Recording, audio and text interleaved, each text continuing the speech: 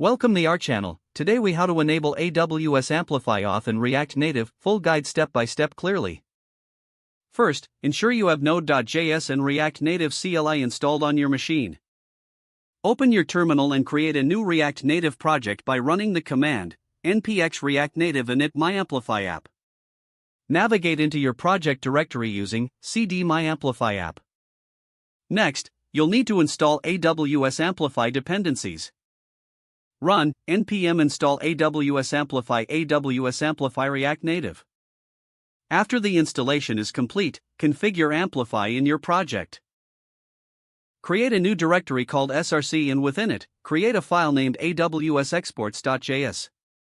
Now, you need to set up an AWS account if you haven't already. Log into the AWS Management Console and navigate to the Amplify service. Click on Get Started under the Amplify section to create a new Amplify app. Select Deploy without Git Provider for a manual setup. Fill in the app name, region, and other required fields, then click Next. In the next step, enable authentication by selecting Add under the Authentication category. Choose the default configuration for authentication and click Create User Pool. Complete the setup by following the on-screen instructions until you reach deployment. Once your app is deployed, download the configuration as awsexports.js and place it in your src folder. Next, open your app.js file in the root directory. Import Amplify from AWS Amplify and your AWS exports file.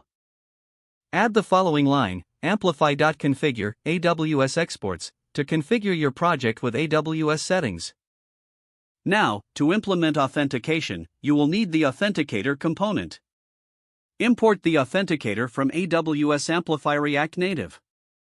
Wrap your application's main component with Authenticator. Inside the Authenticator, you can include your main app content or additional components. Save your changes and return to your terminal. Make sure your React Native environment is set up.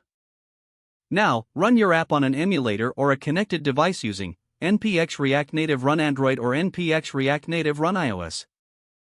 Once your app launches, you should see the AWS authentication interface. Users can now sign up or log in using the credentials you configured earlier. Don't forget to like this video and subscribe to our channel for more step-by-step tech guides.